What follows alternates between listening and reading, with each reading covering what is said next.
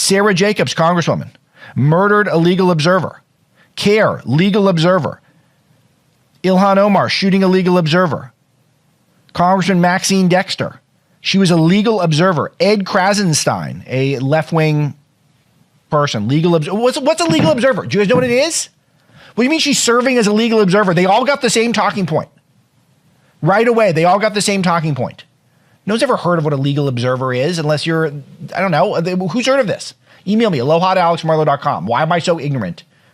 Yeah, I'm illegally observing you, Sean, on the Seanator here in the studio. Observing Sean do his job, legally. I'm legally doing that. It's interesting because this eyewitness said that she was leading the protest, the woman who was killed. And it makes me think, if she was leading the protest, was she a paid person? Like, we have to get to the bottom of this.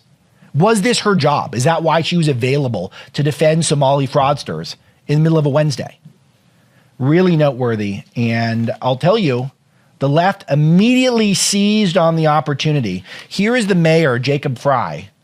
Cut 6, please. But I do have a message for our community, for our city, and I have a message for ICE. To ICE, get the out of Minneapolis. We do not want you here. Your stated reason for being in this city is to create some kind of safety, and you are doing exactly the opposite.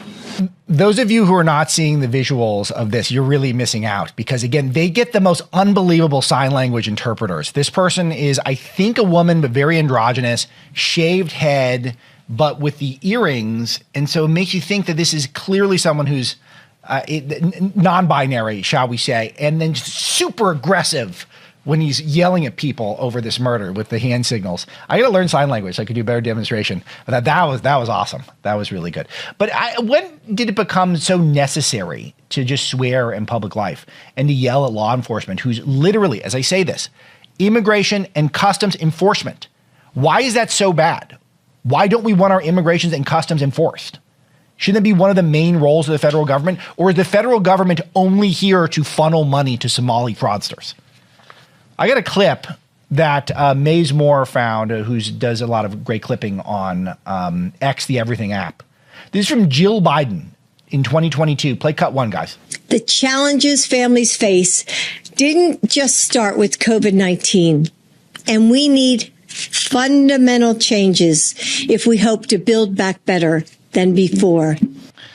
So she goes to Minnesota to tout that there are billions of dollars that are being spent on childcare for no children, essentially, under the American Rescue Plan, which I wrote about in my second New York Times bestselling book, Breaking Biden. We didn't need rescuing at this point. This is one of the biggest pieces of legislation in history. One of the biggest things that ever been put out in all of history in terms of spending, nearly $2 trillion in spending on this, $1.9 trillion. The economy was already recovering. We'd recouped 60% of the job losses already from the coronavirus pandemic at the time. And then they're going around, they're giving out money to, presumably now, this is where some of the Somali fraud money is going.